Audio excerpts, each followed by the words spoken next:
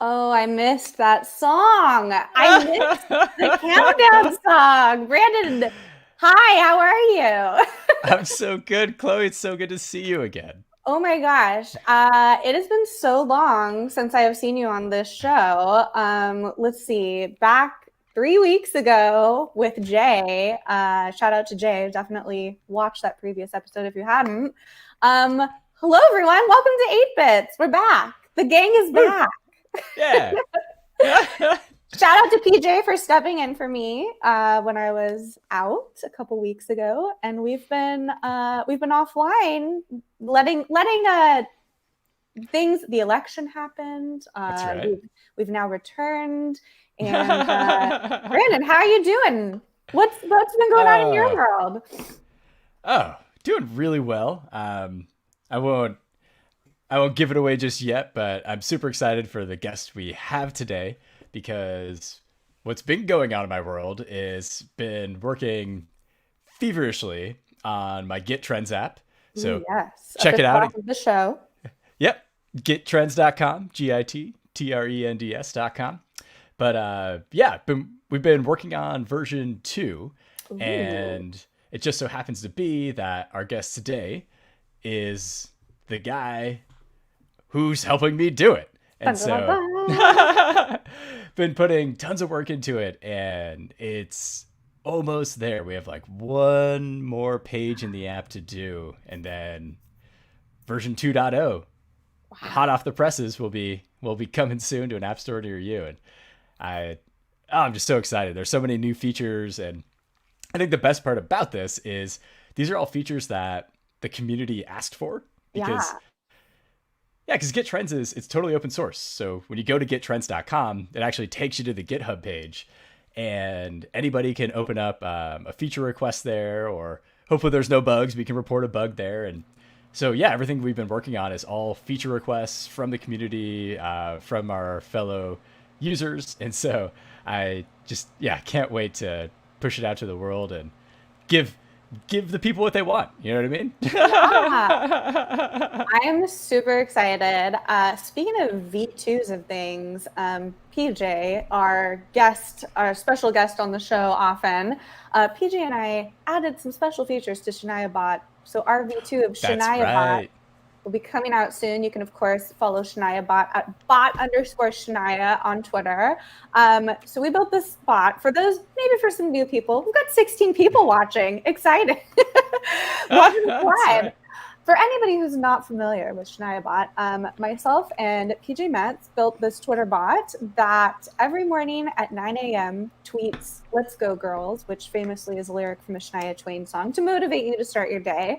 We built this completely with Logic apps with no code, but then we made our V2 where we've added all these extra special features. It's been really, really fun. This is PJ's first time Ooh. playing with an API. So we're using Azure to host it, and pretty soon you will be able to tweet Shania and when you use any sort of word that's like, "Hey Shania, does this impress you? Hey, are you impressed by this?" She'll respond, "That don't impress me much." Like a very well-known song. So keep an eye out for that. And I yeah, I'm love it. also excited that we're streaming to my Twitch today because That's right. I'm going to start twitching, as the kids say. I don't know what they say. Is that what it's called? I Are don't you, think are you so. twitching? I think they're It probably doesn't seem right. streaming. But I'm I really, think it's really is it fleeting? Is it called no, fleeting? I don't think that's what kids are doing on Twitter. That's someone else. Um, but I'm going to be streaming a bunch of really fun tech content with the students that I work with Bit Project this week. So I've been working with these students that are so, oh my gosh, Brandon, these kids, I'm not even going to say kids because they're like mini CEOs in the making, are going to put us out of jobs or they're going to be our bosses someday. They're building these awesome, awesome apps with Azure Functions and they're presenting them to the world this week. So definitely check out my Twitch for that. I'm also going to be crafting Cool. weird puppets and stuff. So that's what's been going on in my world. But I think That's right. it's time to bring in our guest. What do you think? Ooh. Yeah, let's do it. So yeah, like I said, I am so excited to have him on. I've known Luis for years, and we've been working really closely together for Oh gosh, probably the last 8 or 9 months on our Git Trends app. And so Luis has taken the idea that I had for the app, and he's the one that created this amazing UI. We actually live stream the work we do on the app together every Wednesday and every Friday on the .NET Dominicana Twitch channel. But without further ado, let's bring him on. Let's welcome Luis Pujols. Hey, Luis. Welcome. Hi, Brandon. Hi, Chloe. Such a long time without seeing you guys. I'm super excited to be here. I love. Yeah, welcome to the show. Yeah, thank you. I love what Chloe was saying about her recent projects with her students in the Twitch. I'll make sure to follow that, and I'm excited to see what they're working on those bots. It sounds really there's interesting. some really interesting problems being solved by students that I've never thought of because school was so different for me. We didn't really use the internet when I was in high school. Well, we did, but Back we were in my submitting day. our homework through the internet, I should say. And one of the students has built this really interesting project that converts images to PDFs, because when you need to submit your homework, if you write it by hand, you have to take a picture, and the only format that whatever software is accepting this is only in PDF. So there's these very practical applications for problems that I wouldn't think exist, but it's true. In the age of digital schooling and working, there's all these really cool, interesting projects to be built. So I'm excited to show them off to the world. Oh yeah, it's just such smart people. Like when I think back to, what was I doing in high school and college? Like, I mean, well, we'd have to get into exactly what I was doing. Had a lot of fun in high school and college, but yeah, I was not changing the world. And I feel like that's already the focus of these students is like, let's make projects that makes the world a better place. And couldn't be more proud of them and can't wait to see what they've done. Yeah. Last time we had, so this is my second time working with Bit Project. And the first time, one of the students who presented did it was an in-tool or in-browser tool that would help determine if a article was leaning politically left or right. So it was built before the election. And I highly recommend tuning in for these presentations live, because this student even wore a costume. He had a tinfoil hat for his presentation. So it's a spectacle. It's entertainment. I'll be hosting it. It'll be a grand old time. Love it. All righty. Well, for all the people who are home, who are maybe like wondering, so I know how the two of you obviously are working on the unofficial official app of the show, Git Trends. But tell us a little bit, Lewis, how you've sort of made your way into the Microsoft world. How did you come in contact with Brandon? What was your path to? How did you get to this show with us talking about crazy things in 2020? Yeah. So who's Luis Pujols, right? I'm basically a software engineer, originally from the Dominican Republic. I was born here in Newark, New Jersey, but I moved when I was like 6 years old to the R, and I was raised there with my family.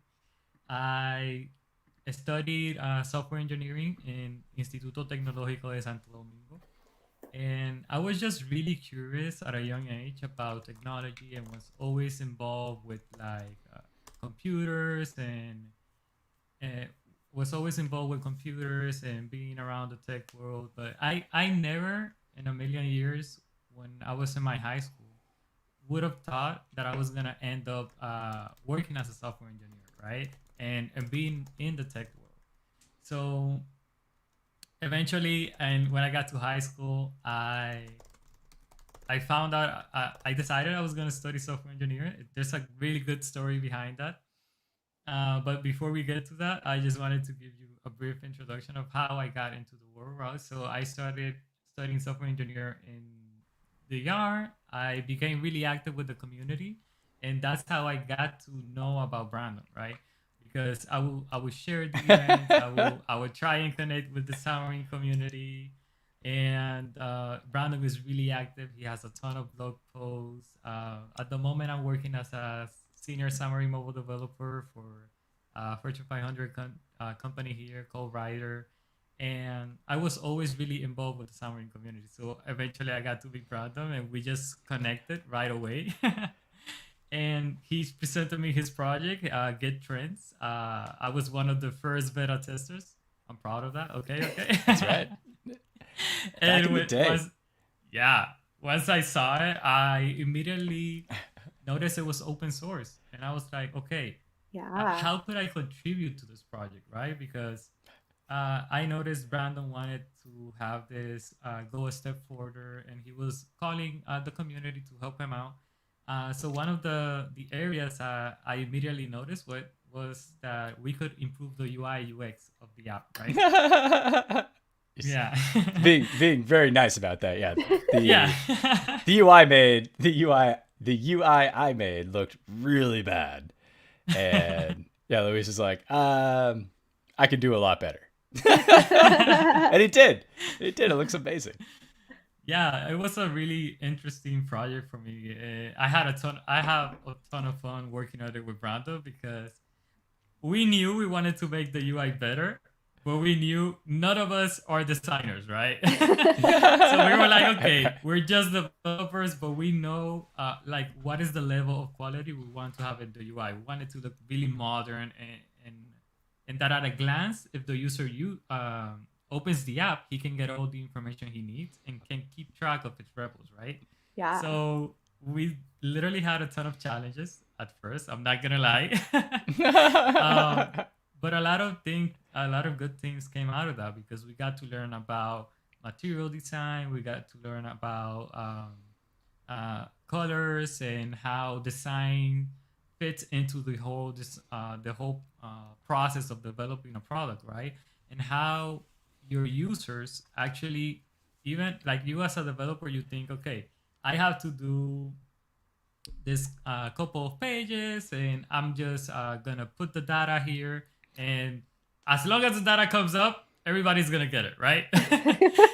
But we discovered that no, actually it's not like that. As soon as we changed the UI and we started implementing all these best practices that we found, we saw an immediate increase in the user base for Git Trends. We reached That's great. yeah, we reached like top 50, I think, in the first week of the update. That's right. Brandon? Yeah. I mean, technically, so yes, but we were in the top. Actually, I think it hit like top 30. I think we reached 36 in the developer tools category on the iOS App Store. That was really cool. That's great. Yeah. And also want to plug. This is a blog post that Luis put together about essentially how he created it. I went ahead and shortened the link, but it's this beautiful. What is the name of that website you use for it? It's Behance. It's a website. Behance. Yeah. It's the website that a lot of designers use to post their work and their portfolios, and it's like basically like a marketplace and a social media for designers to be creative, right, and share their work there. So I feel like there's a huge opportunity for like a meme account or like a Tumblr or something that's like websites or apps by engineers who think they're designers, because I think that's like a conversation I have so much with my designer friends, where they're like, I work with all these engineers and they think they can design. And it's such a like, and it's true. Like some of us do have an eye for design, but it's like, okay, yeah, we should leave this to the professionals sometimes. Yeah. But it's amazing what like a simple change of like color or even like rounding a button or like moving it to a different place can do for user engagement. It's night and day. Yeah, definitely. And we try always to, in our live streams that we do on Wednesday and Fridays, we always try to keep it like real with our attendees. And in terms of that, we know we are developers and we're trying to like implement all the designs and that they probably are not going to be 100% right, because we're just trying new stuff, right? But that's a good part of open source. We have everything published in our repo, and we have even the Adobe XD project. So we're always open to, if a designer is out there or someone that has more knowledge in design about us and wants to add a change, to come up even in the stream and like, hey, I want to be in next stream and let's try and redo this page, and they can give us tips, right? Yeah. I love it. It's like live consulting. Yeah. Yeah. Yeah. And I So, think oh no, go ahead, Brandon.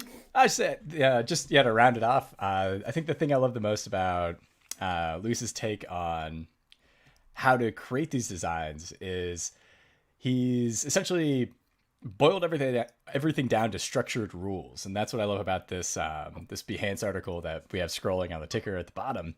Is that somebody like me who, yeah, I'm an engineer, I'm very analytical, I can make the app functional, but how do I make it look good? That like good is such a vague abstract term, but what Luis has done is talked about like how do you do shadows? How do you think about it in terms of elevation? How do you do colors? How do you do colors Yeah. on light themes and dark themes? And it's all just like very strategic, very surgical, and it really works well in my brain that just wants like just I'm just like tell me what to do, and I'm gonna do it. And mobile is Yeah. such a like ever-changing space for that, I feel. Like I feel like Android design is so different than iPhone design, which is so different from like now we have two screens. Oh my gosh, like throwing a whole Dual other screens. level. Yeah. Yeah. Yeah. And I think that's the main hurdle we face as developers. And it's that we already have so much to learn in the backend side and making the apps functional. And then when we face the that now we have to do the design, and we start hearing about, oh, but there's actually something called color theory, that you should there's Yeah. colors that work for some certain type of products, and others that work for another objective, right? And there's also like accessibility. You have to think about that the colors have to have enough contrast between them, and you're just like, okay, and this is just colors, and I have already like an hour reading stuff, so how am I gonna do this? So that's why we try to, like, as Brandon say, make it as simple as possible for developers to consume this design best practices, and also put it in a way that they are thinking about how they're gonna implement it in the product while you are designing, right? Because maybe in our case we're using Xamarin Forms, and we know what we have available as developers to create our UI UX. So while we're doing the design, we say, okay, maybe I want this button to be a circle or like a really complex uh, figure, right? And but since we know what we have available out of the box, we say, okay, no, instead of making it like a circle with a triangle in the middle, let me just make it a circle and with this gradient, and I can use this component that I have available. And that way, when we go to implement the design, it goes way more quickly, and we already have our code ready to receive that what we were designing, right? Yeah, huge, Mhm. huge benefit there because, well, I can only speak for the mobile world, but in the mobile world, there's always that battle between developers and designers because designers can create this awesome UI, but then it's the developer that has to implement it. And sometimes it's just not possible with the tools you Ah, have. And so then what do? Well, now you have to go back to the drawing board or create a compromise. And sometimes the designer wins and sometimes the developer wins. But yeah, that's what I love about when Luis and I are doing these UI design sessions.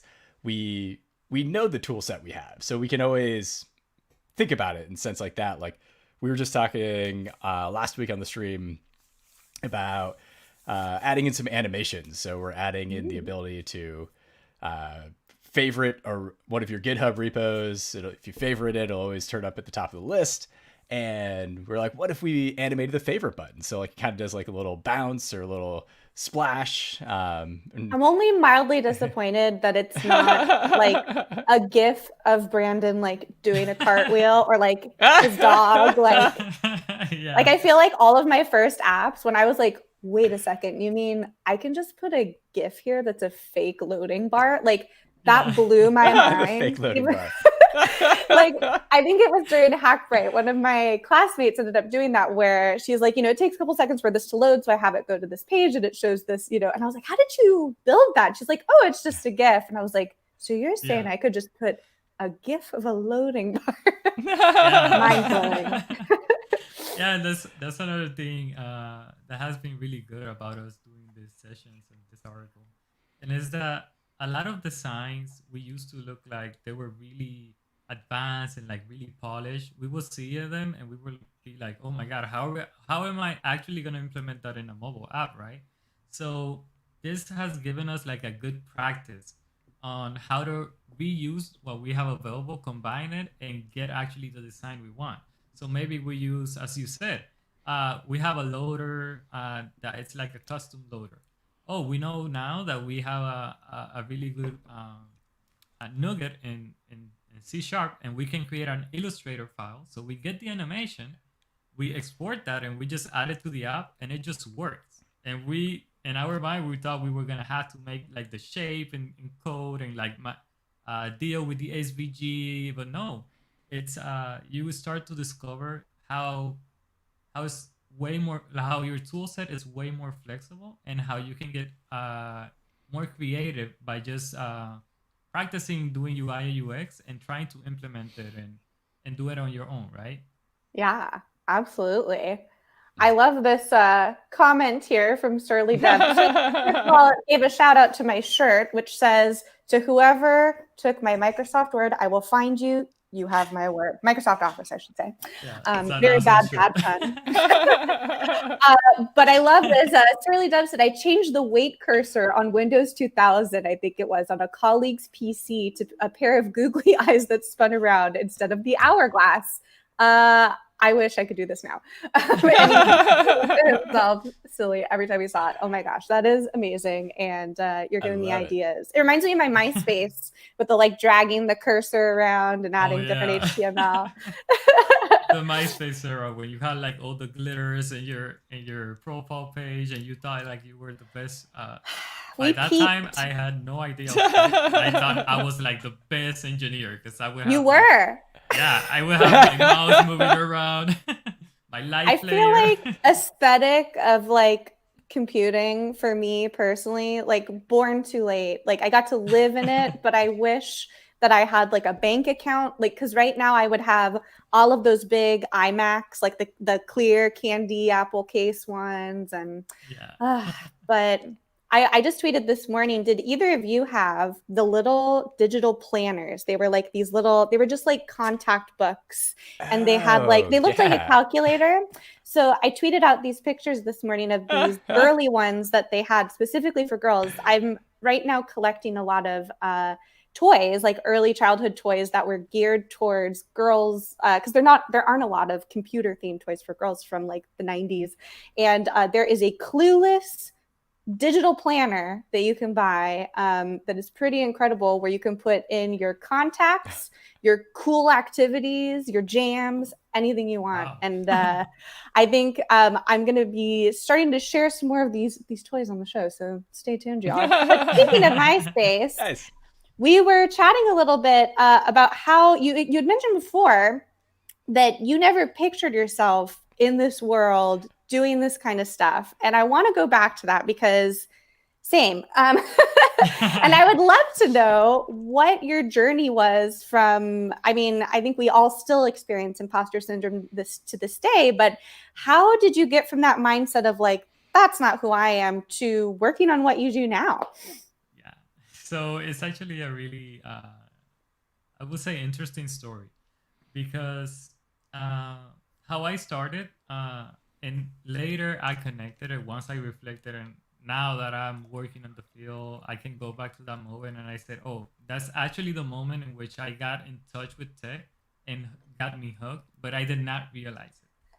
So, as I told you before, I started working at a really young age because my family has a characteristic that we have always had a family run business, which is uh, my dad is a cabinet maker. So he used to have a workshop to sell furniture to stores in Dominican Republic.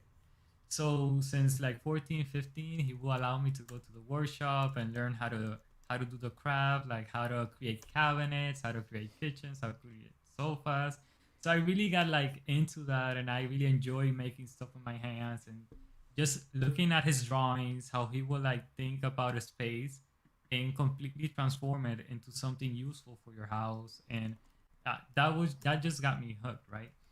But something happened while I was like in seventh grade, and it was that we got a financial crisis in DR that forces forced my family to migrate back to the United States, right? So I moved in seventh grade, and once I got to the school, to my new school here, uh, there's something peculiar in DR, and is that is the education system is different than here in school, because here in school I noticed that you have four main subjects, right? And then you have two electives, and that's what you take every day. And I was like, oh my god, this is so awesome, because in DR I actually had like so many subjects. So every day I had different subjects. I had like 10 subjects. So I only had informatics in DR once a week, and it was like Friday. And in that time, what they put us to do was like play Mario. Like we had Mario in a floppy disk, and we would just like hook up in the computer, play Mario, or use Paint. And so it was like the playtime, right? So when I got here and I saw that I could have, as an elective, there was a subject called informatics and business. And I was like, wait, so if this is informatic, I'm gonna get to play every day. That sounds like a deal to me, right? So I put it in. And once I signed up and I actually go to the class, I really enjoyed the class because the professor was an awesome professor. Uh, Once we got there, the whole purpose of the class was taking technology, but that time it was not that developed. Like we didn't have all this cool and awesome technologies we have now. But basically, the websites in that time was just pure HTML, JavaScript, right?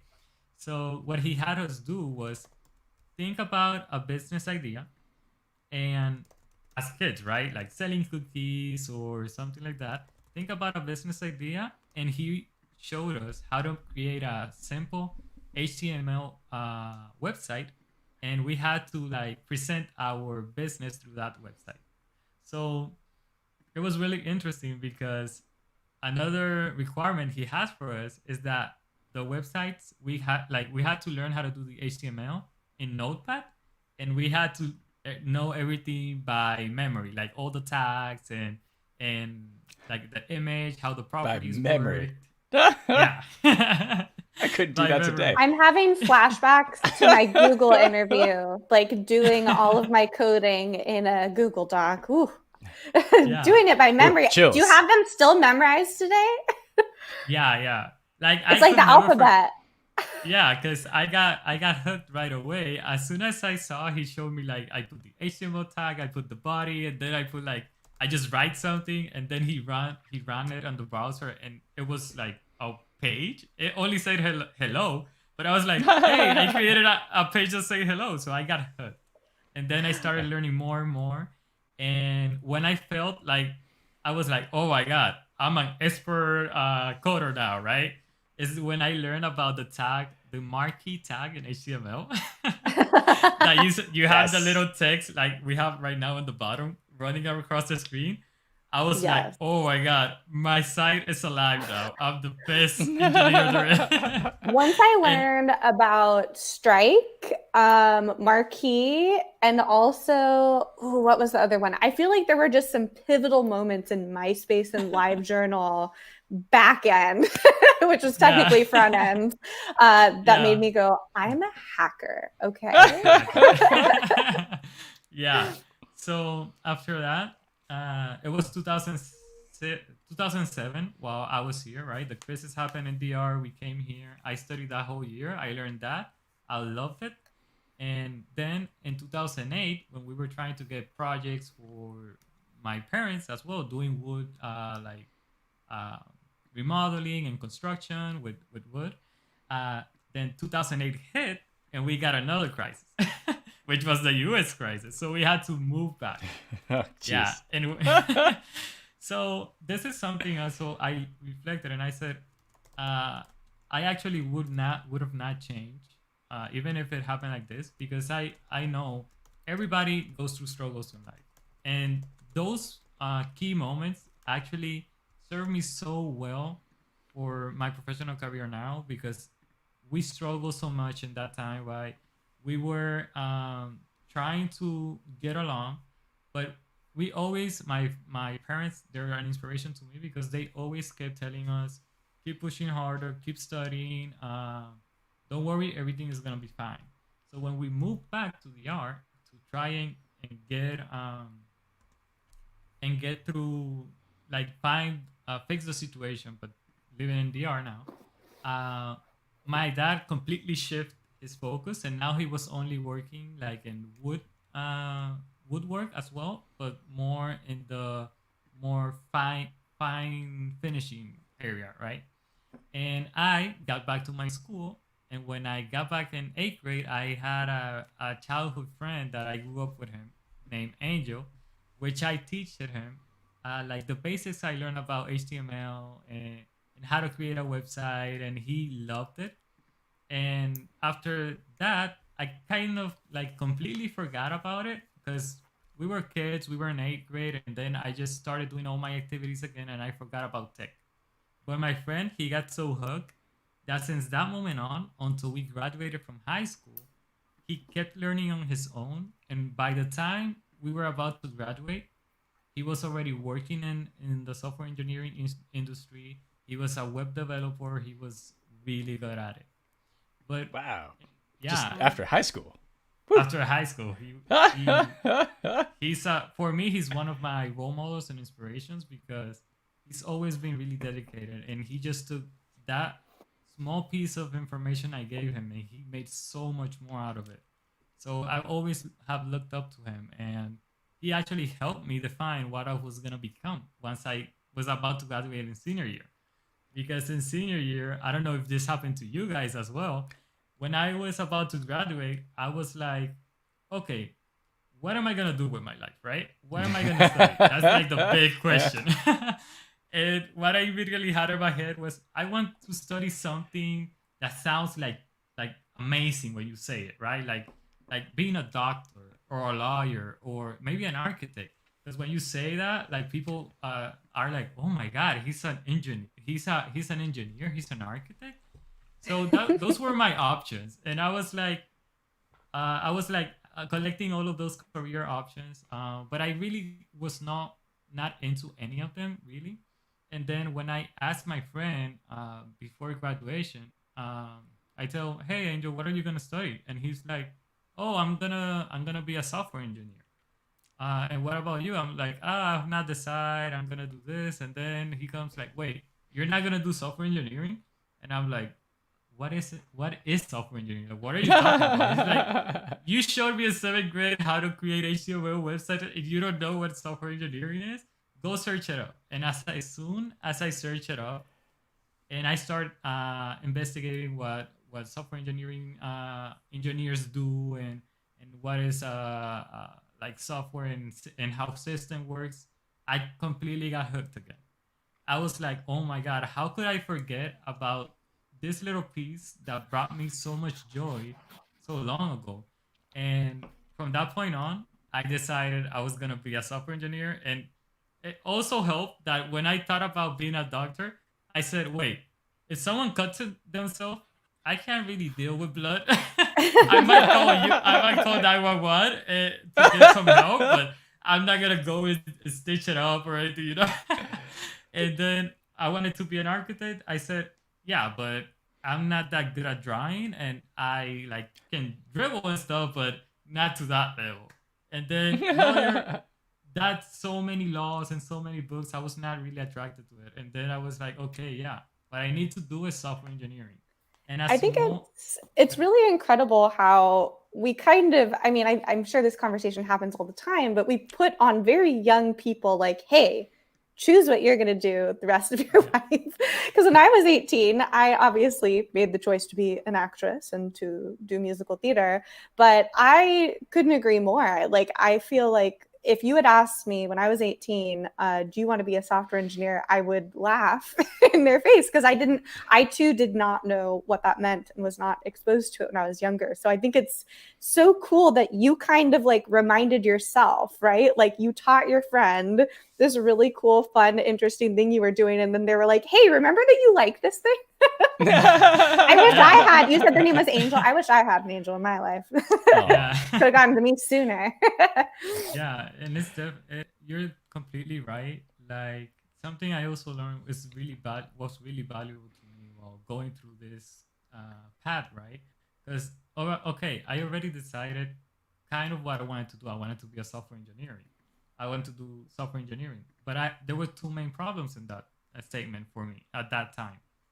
I was about to start university, and I felt like I wasted some of my years in high school because there was a certain some certain type of subjects, you didn't had to like give your 100% to get like a passing grade. So I felt like I was kind of distracted in high school, and now that I wanted to be a good software engineer, because one of my inspiration, as I said, is my father. He's like a master in his field. He can literally look at space, draw something, and he will draw it like an architect will. Like he will put all the measurements. He will make that space come alive. And he has always like influenced me in that way. That if you're gonna do something, make sure you're gonna do whatever you feel like doing, but make it with your 100%. So I wanted to give my 100% in software engineering, and then my imposter syndrome that I didn't know what it was at that time kicked in. I was like, okay, I'm about to start university, but I feel I'm lacking calculus, I'm lacking physics, and all of these subjects that are really important for an engineer. And I was like, oh my god! And I'm going to one of the university I studied is like the one of the top engineering universities in DR.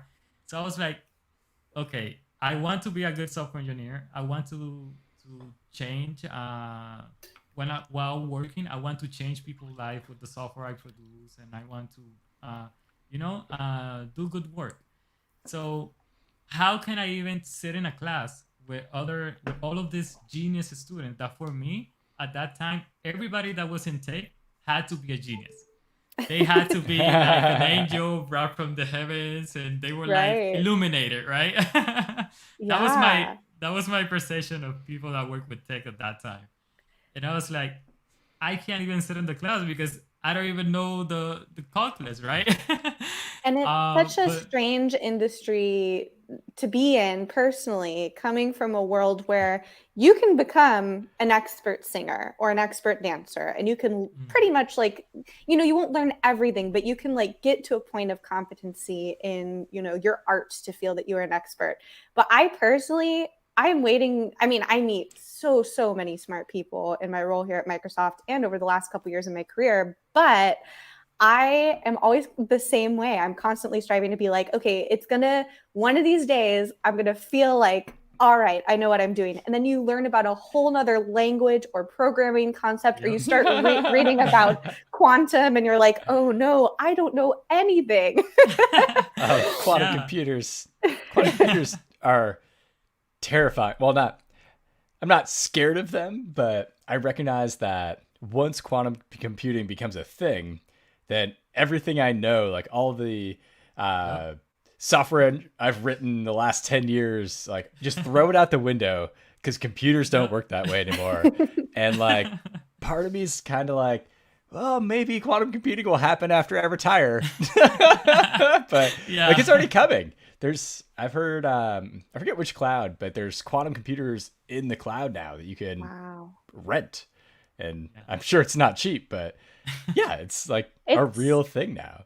Like there's so much overwhelming stuff. Like even when I was first starting out in my career, I worked at a company that focused on Docker and learning Kubernetes. Still, Kubernetes makes me nervous, but there's just all these new different technologies and programs that come out that it's really hard to keep up. And I think the best advice that I ever got is from Tom. Shout out to Tom Will Fix It, who was a Docker captain at one of the first Docker cons, one of the first events I ever went to. And I asked for his advice because I was just starting out in the industry. And I always think about this a lot, which is that everyone always needs beginner content. Because in the nature of my role, I'm creating a lot of content. I work with a lot of students. And this is so true. And I actually was sharing this with PJ, who I think is in the chat now, that UI changes all the time, products change all the time, different features change all the time. So if you're ever feeling, oh my gosh, like nobody needs to hear this blog about how to get started with blank, or like, why am I building this project to get started with XYZ language? Like there's people who are far beyond me. Just remember that everyone had to start from where you're at. And I think it's really easy to forget that when the concepts that we're trying to learn are really difficult and really can mess with your brain. Yeah, and that's definitely something. PJ says that. Oh, and that's something I actually realized once I had like all those mental blocks you create yourself. So like the playing field was set for me in my head. Once I had like that shock in reality, right? I was like, okay, I want to do this. I have all these mental barriers. So how can I start breaking them down, right? So a couple of things that helped me really help me out in that time was always trying to keep myself in check, right? Trying to motivate myself and trying to keep my goals. I had this big goal that I had, but I had to break it down into a little bit more realistic goals that I could achieve with the limitations I had at that time. So we were, at that time, I still wasn't going through the crisis with my family. So we had to open. Another thing I used to do, I even got to be kind of a chef and a cook, and because we had to open a restaurant in front of my university 1 year after I started, because we needed some of other different type of income to stay afloat, right? So we created this awesome restaurant in front of my university called Seven Dips, and the whole concept, the whole problem we solved with it was that during my first year there, I noticed there was not a lot of places where you could eat some good quality food and just go and relax.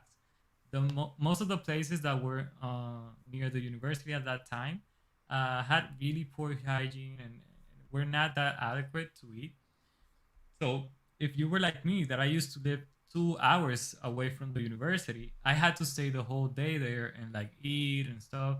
But it was not that comfortable. I will miss my home a lot. So when we created the restaurant, we created with a concept which was kind of a mix between Dominican Republic food culture and American culture. So we would have all sorts of food like we will make pasta, we will make waffles in the morning for the students. We would create a ton of desserts. My sister, she loves making desserts. She will create brownies and just make like a little house you could be at while you were spending your day in the university, and with all the stress that brings to you, right? Because you also need so nice. keep in mind. Yeah. Oh, I see you put the Instagram. That's our old Instagram right now. The restaurant is no longer there because I moved back to United States with my family. But yeah, we have some pictures there of the food, and it sounds like a lot of running a restaurant, just based on what I know from people who've worked in the hospitality industry. It's a lot like community building. Like being a restaurant is being part of the community and being able, it sounds like you really created like a safe, fun space for people. Ugh, I miss restaurants, you guys. Yeah. I really miss going to restaurants. Yeah. And I definitely recommend anyone that has the opportunity to work in some type of work that has to do with customer service and like dealing with people. I think it should be a requirement for anybody who works in engineering to work in CS for at least At minimum a month, because Yeah. I think I learned the most about anything that I've ever learned just answering customer support tickets for 2 years, even though I Yeah. wanted to scream sometimes.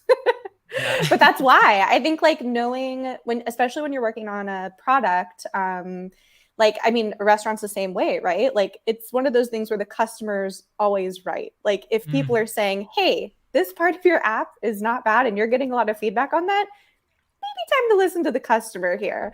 And I think especially working in customer support I worked at a video game company for a while. You start to understand as someone seeing all the inbound things that are like, oh, like this is a known issue, but it needs to be prioritized. And it Yeah. makes you think a lot more as an engineer, like, okay, there may be features that I want, but let's think about who these features are really for. Yeah, and definitely a lot of priority. You have to learn how to put a lot of priority while dealing with a restaurant, as you say, because and more if you kind of break the market and where you at. Because our restaurant was completely a different concept. It was kind of like a franchise in front of a business that we're not formally set. So our demand was crazy. Like the first day we Nice. opened, the line will be like out the door. And we were totally not prepared for this. We literally opened with like just the necessaries to get by the day because we were not in a good spot at that time, right? And when we see this huge line, like in 20 minutes, everything we had in stock finished. So Wow. we literally had to go running and buy new ingredients, tell them to wait. Everything was in paper in that time. At that time, I still did not know much about tech, so that was also another thing I got to like experience. So we had this long process to take orders. We had people will wait like around an hour to get their food, and just to order, they would take like 20 minutes. So as soon as this got worse and worse, because the lines would not go down, I started investigating about software we could use or how could we automate the process we were doing because everything was handwritten. The orders we were sent to the back were also handwritten, so we would have to take the order, place it in our book, right, to keep track of what we sold, and then make a receipt for the kitchen that they were gonna use and probably was gonna get lost, and then we had another receipt to keep track of what was in the back. So that was like three things you had to fill on your own before sending the order. So I found a good point of sale system. I learned how it works, just reading documentation, which also helped me to like realize how important documentation is in our work. Because this software I got and I bought in online, right? But I literally couldn't afford hiring the technicians to install it and come to the country because they were not based in the art. So I had Yeah. to learn everything from the ground up, implement it, and once we implemented, the change was uh, really big. We will go down from you having to wait an hour to get your food in less than 50 minutes. We will get your order out and you will leave to your class, Oh which was wow. the I time. I'm like documentation. Yes, yes, yes, yes. Yeah. Please, could not agree more. I think the assumption that we put on people, like just even from an accessibility standpoint, that they'll be able to use our software right out of the box is no good. So Yeah. yes. Oh my gosh. That's amazing that you were able to cut down the time that much. What do you think? What was it that you were eliminating in that process that you switched to digitally that did that? Yeah. So we automated basically everything, right? Because before, when you came, I had to take your name and write down what you wanted and calculate the prices manually with my calculator as well. Oh my And all gosh. of that was manual. So that was only one piece of the problem. Just getting the order in the system and logging everything for our accountability, right? After that, I had to create two more tickets, one for the kitchen so they can prepare the food, and one in the front so I can give it to the customer and also keep track that it's still in the kitchen and I can call for his food and keep track of it. So all of that in the system I could do, and I could do everything integrated. So I had two printers. One gave me the client receipt and one gave me the kitchen receipt. And I would just take the order and the system would generate everything I needed. And in less than 1 to 2 minutes. If the client knew already what he wanted to order, he will pay and already be waiting for his order, and everything will be in the kitchen getting ready. So the only It's time they amazing. had to wait was just the cooking time, and we had to also learn about processes and how to become chefs, because when we opened the restaurant, we had no knowledge about that. And Yeah. my mom is also an inspiration for me, because she had to go to chef classes and get all this knowledge that at the moment she didn't have, and also we chipped in and learned as well. And it's just like, it gave me a good perception and has helped me a lot right now, in that everything, you have a goal, but it's not like you're always going to have a happy path to come to it, right? So you're gonna be doing a ton of different positions and jobs that might not be related to where you're gonna end up, but at the end, everything adds up, and everything is of value, because going under that contest pressure, having all these customers uh, waiting for the food, hungry, they need to get to class because they only have 15 minutes for break. It teaches you a lot of how to have patience and how to prioritize and how to organize mentally all the process you need to execute to get the job done, right? And keep everyone happy. And if you know there's a shortage of something, hey, let's take this off the menu today and let's just leave it for next week, because the products for this week are not working. And that actually happens even in software. If you see you found the bug in an area of your product, is it actually worth it to have the users go to that section of the site, always find get the error message, right? And get like a bad feeling about your product and eventually leaving it? No, It's just so take, yeah, just take it's down so the. interesting how many parallels there are between, I think similarly, people who maybe don't envision themselves as software engineers early on in life are like, I don't have any experience with anything like this. But what you just explained about that first day opening and getting that huge influx of people, that's like probably a problem that you're trying to solve with SLA around the holidays on a product, right? Yep, So it's exactly. so interesting to see how you've really been able to use these experiences in your experience as a software engineer. It's so cool. Yeah. Yeah, and so we had all this I had this really busy life, and I was starting my software engineering, right? And that was the main hurdle for me. I had no time to study. I literally got out of my house from 5 a.m. and would get back home at 11 in the night and repeat every day, right? So I will have like 2 to 3 hours of study between my classes and working all day in the restaurant, because we couldn't have uh, like the whole fleet of employees you would want to have, right? Because you're starting out. So it this also taught me about how to work between the frame. I mean, between the resources you have, right? So I had to study, and I wanted to be good, but I had to find creative ways of keeping up with the university and with my studies, because other students could have 4 or 6 hours of time to study and do projects. I only had two. So a Yeah. good thing I also learned was like to ask for help uh, and fail quickly, right? So if I knew that I got something in the morning, a new subject in calculus that I didn't quite understand, I started reaching out to tutors, and which were older students in the class that were really good, and I will be like, hey, I actually need help with this. I can pay you like for a tutoring session, and in the night I will get a tutoring session for an hour, and really get a hold of the knowledge, so I could eventually, when I go back to the class, I can have it more fresh, right? And don't let the knowledge skip away, because you have so many stuff in the head at the same time.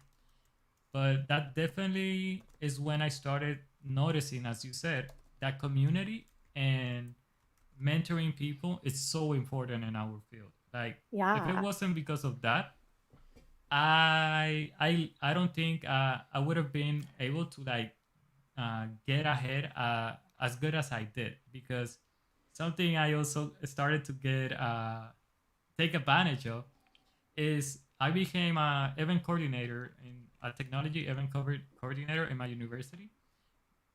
At first, for a kind of selfish reason, because I knew there was a lot of communities in my country that had great professionals, people with a lot of knowledge, and something that characterize really professionals that have a lot of knowledge is that they're most of the time willing to share their knowledge with you. If you're honestly trying to learn and you're just curious about something they love doing, they will dedicate for you an hour, half an hour, completely free of cost, and just to get you to help you get started. Because as you said, we all started from nothing. Like when I started my university, I knew nothing. I didn't even Same. know what like a programming language was. I only knew the HTML tags. I started and ended university knowing nothing about software engineering. So you're Yeah. both ahead of me. Yeah, exactly. So definitely that's now you can see where I'm at now, and you can see all of this key pieces I've been talking about, how everything gets connected. And at the moment when you're living it, you don't really get how everything is connected, right? It's so But true. now that I'm a software engineer, I migrated to the US. One of the mental barriers I had was that, okay, I want to be a software engineer. I want to move back to US and be with all the rest of my family that was here, like my aunts, my uncles, my cousins. But doing engineering here for me in my mind was like, oh my god, how am I gonna even get considered if I'm coming from a Hispanic country? They probably don't even know my university. And for me, everybody that was in the States studying engineering was like the geniuses again, right? But during my school and all those experiences with the community and learning how to be a speaker, how to give talks, how to have people come to the university and just share their knowledge, I started breaking all those walls and realizing that it's actually not as I thought. Everybody is just trying to figure out how to get to the goals and how to make life work. So what maybe worked for me, maybe it's not gonna work exactly 100% for you, but you shouldn't feel like you're alone in the fight, right? Yeah. You should know that everybody, even right now, I'm a software engineer. I'm working as a senior Xamarin mobile developer. Every day I learn something new, and I get excited when I learn something new because I know that, like, for example, last week Brandon was talking about the new stuff we got in C#9, which we got a bunch right. of cool syntaxes and goodies for us. And when he talked to me about records, I was like, wait, but that's gonna save me so much time. Oh my god, that's so awesome. And once he explained it for me at first, I was like, wait, but how is that actually working? And do I need to change my whole class and everything? But once he explained it, I was like, wait, this is the same thing and I can use it right now. And that's basically what motivated me, keeps motivating me to keep learning, keep getting better, and step by like little by little, you get to where you want to go. Because Yeah. when you Small just incremental yeah, changes. yeah, when you give a talk and you go to an event and you see someone that is kind of lost in terms of trying to ask you about a certain topic they're having trouble with, and when you explain to them how it works and they get it, and you see like their expression change, like you get such a good feeling inside. Yeah. So yeah, I think a community events, mentoring is definitely one of the key takeaway I want people to have from this session is that don't be afraid to reach out, keep failing, don't be afraid of like getting stuff wrong. Nobody gets it right at the first time. I definitely did not. Everything is eventually gonna work out. We just need to keep pushing forward and keep meeting awesome people like you, Chloe, Brandon, and just Well, I think you've grow your network. provided so much value to our viewers today and everybody who's going to watch this after the live stream. PJ says here, that's me, always lost. LOL. I relate, PJ. Well, thank you so much for coming on today. I'm so excited for more people to hear this story because I think we don't talk enough about how uncomfortable it can feel to get started in this industry. And I think I really appreciate your honesty today because it was all very relatable. I know PJ's definitely feeling the vibes here. Yeah. Yeah. And we only have a couple seconds left, but I do want to plug Luis's. Yes. He runs the .NET Dominicana meetup, and so we've had nothing but amazing comments rolling in this whole time, Luis. Everybody's incredibly impressed by your story, and everybody's feeling inspired. And so, if you are one of those people feeling inspired, join Luis at the .NET Dominicana meetup. It's meetup.com/.NET Dom. And I've been there. I've helped with the live streams or been a guest on the live streams rather, and encourage everybody else to join us. So we only have 10 seconds left. Luis, I just want to say thank you so much for joining us. Hopefully we can have you back on the show to learn more of your wisdom and more about your story again in the future. But I'll be glad to be here. Thank you for having me, and thank you everyone for coming and looking at the stream. Bye. Bye. Thanks so much. We'll see you next week. Same time, same channel.